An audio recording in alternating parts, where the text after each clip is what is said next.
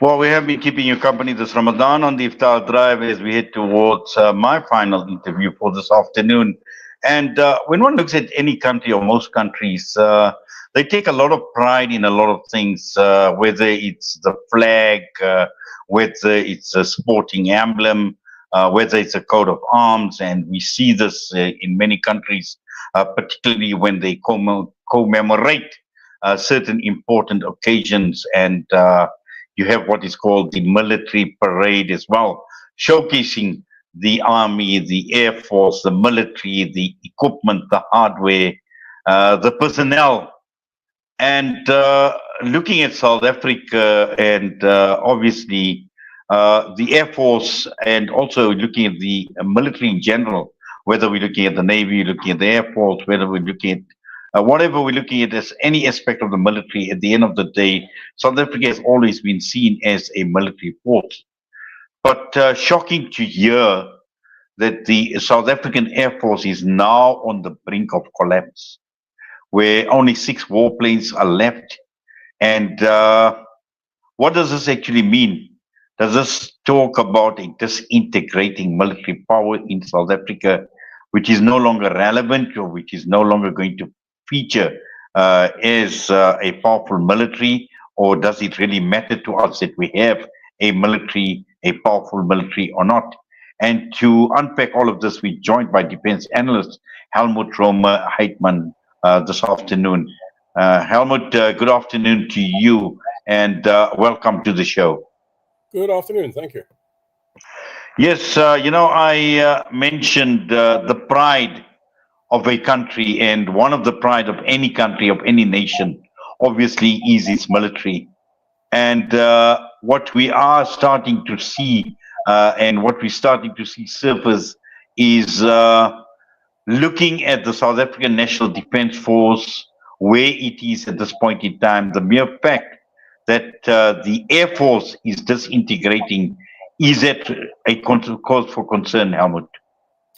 Look, I think it is. To be fair, that particular article, the numbers were a little out of date. There are a few more aircraft operational now than they were then.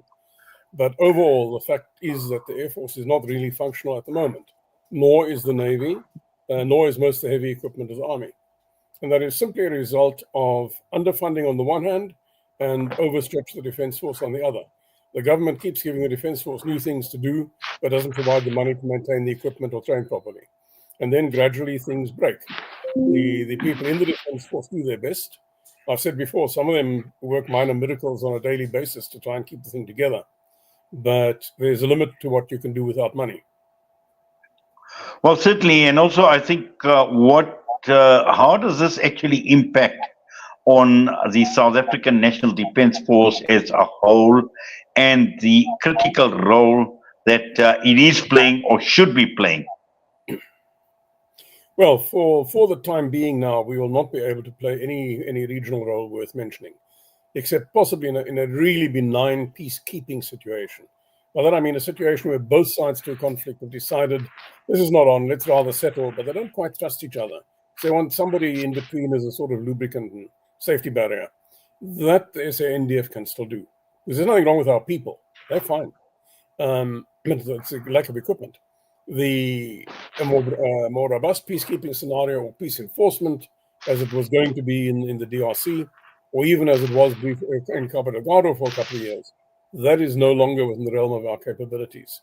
I think a very serious security crisis right on our border, the Defence Force could probably still respond to quite effectively. But anything further afield, or anything over an extended period, is not viable anymore. And I don't think it'll be viable for another decade or so. We simply need to put a lot of time and effort into bringing things back into service and closing capability gaps. For instance, we have no maritime patrol aircraft. So we have and far too few ships. So we have very little idea what goes on in our waters. Our radar systems aren't all up to speed, so we don't really know what's happening in our airspace. And then, of course, regional, we've seen what happened in the Congo. The force that was in was far too small. It had no air support, and it's wound up surrounded by the enemy. Now, we can't get them out. We can't reinforce them. We can't supply them. So now what? And that is purely a result of a total mismatch between what government is prepared to fund and what it wants to do. Yes, Howard. In fact, I think from what you're saying is clearly a cause for concern because there could be dangers lurking that we don't know about or we will never be aware of until that danger becomes a reality. Well, yeah, I mean, we already have the situation in Cabo Delgado in northern Mozambique. If that escalates and spreads through the country, it'll place our power supply from the Coahora Bassa Dam at risk. A little further south, our supply of gas from the southern gas fields in Mozambique. If it really unhinged the whole country, the use of Maputo port would become a problem. And that's vital for quite a large chunk of South Africa. If you look longer term, the southern gas fields in Mozambique are running out. So in the future, we're going to depend on those new fields off Cabo Delgado, which is exactly where the insurgency is. So there we already have an immediate problem right next door. If the insurgents in Cabo Delgado go over to piracy, as happened in Somalia, for instance, happened in Nigeria at one stage, still going on, then the Mozambique Channel Sea route becomes at risk. And then half our imported oil comes through there. All of our trade with the Mediterranean, with the Persian Gulf, with the western seaboard of India, for instance, goes through the Mozambique Channel. So we can't really afford that sort of situation. To give you another example, if there was to be a major situation with political instability in Eswatini or Lesotho, that would spill over the border. We can probably still contain it. We still have enough troops, but not if they're stuck in the Congo, for instance. So there are problems in the existing threats, Cabo Delgado, the insurgency. There are potential ones. And of course, if you take a long strategic view, we're a manufacturing economy. We need to export. Africa south of Sahara is our best market because it's right next door. We're the closest manufacturing economy to sub-Saharan Africa. So it is in our own self-interest that Africa is stable, peaceful, and preferably prosperous. So we should, in our own interest, be able to intervene when things go wrong and help people address problems, as in the Congo, for instance. If we can't do it, well, it's going to hurt us in the long run. And of course, politically, it means either nobody does anything about these security threats, or an external power does it in their interests, not in ours.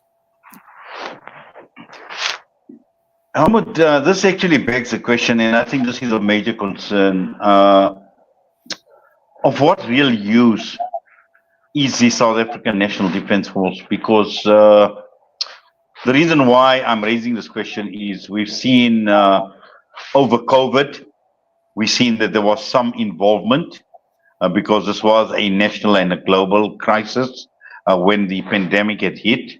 But also in recent years, we've seen the SANDF fulfilling a role like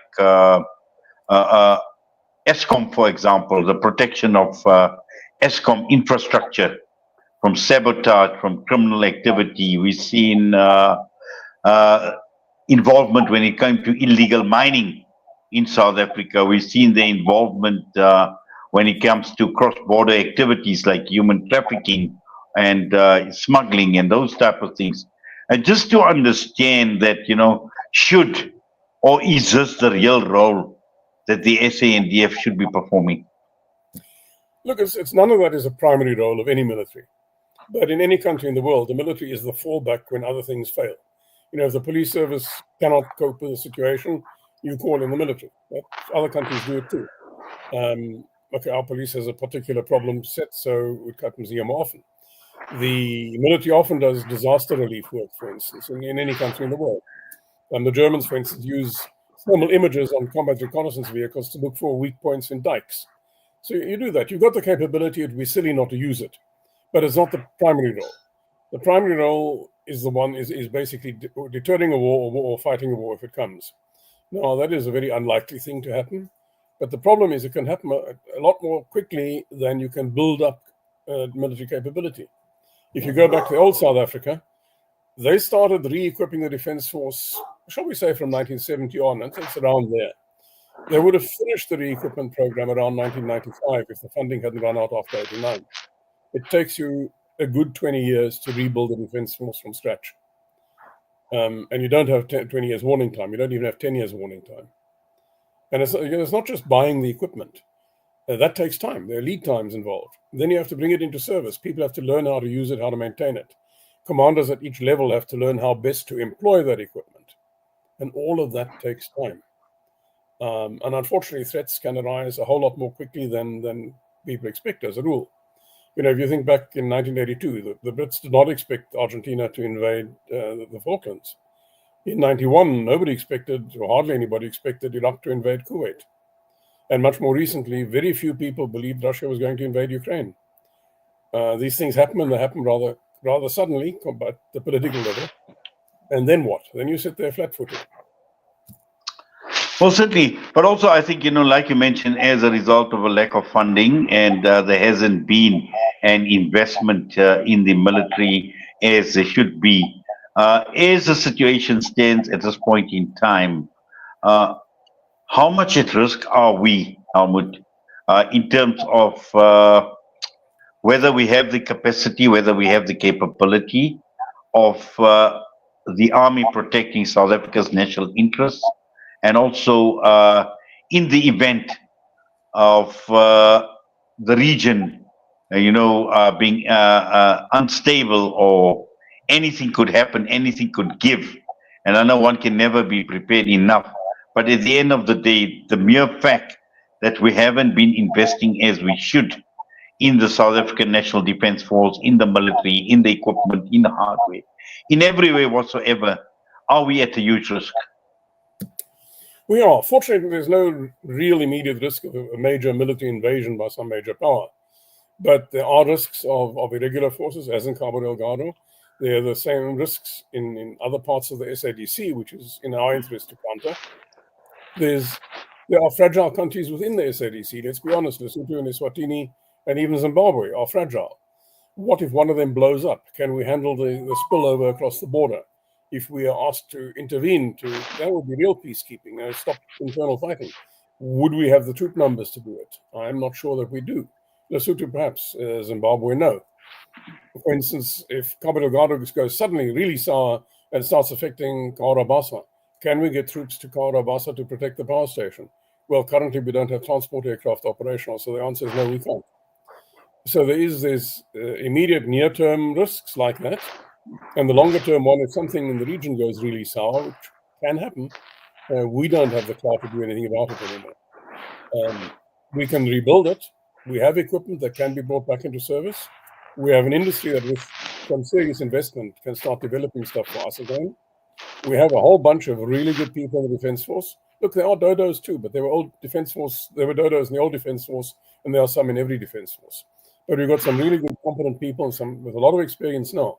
So given the funding, given the break from assorted deployments that get in the way of proper training and planning, we can rebuild it, and then we'll be okay. But for the time being, we are at risk, and that risk is going to grow. And that at a time when conflict is spreading through Africa, as we've seen, mainly fortunately, still far from us, but the Congo is not that far away, and Cahora Bassa is Cabo Delgado is right next door. And then, of course, internationally, we're back in an era of great power, major power competition. And that often plays out in an underarmed part of the world, because big powers don't really want to fight each other. That gets too painful and expensive. So they fight little wars elsewhere. And at the moment, the only part of the world really that is a safe place for major powers to play games is Africa, because Africa is weakly governed and very underarmed in terms of being able to defend itself or keep people out. So you will get, I think, proxy forces again in Africa. We've had them before. We'll see them again. Some are local. Some might be imported in the future. And that's going to impact us because that's our market. That will drive more illegal immigration across the border. That's your longer-term strategic threat. Well, Helmut, I must say it's been fascinating having this discussion with you. And, obviously it's something that we need to keep our eyes open on, and obviously keep our finger on the pulse as well in terms of where we are. And I'm sure at some point in time, we'd like to actually revisit this discussion. But for now, we thank you. We do appreciate you taking time out with us this afternoon right here on Salam Media. Anytime. Helmoed-Römer Heitman with us this afternoon, defense analyst, and raising concerns about South Africa and the South African National Defence Force. And with that, I'm going to take leave. I'm going to hand you over to the Honorable and respected Maulana Yunus Kawanga, and he's going to take you through the spiritual hour and through to the time of iftar in Johannesburg this afternoon.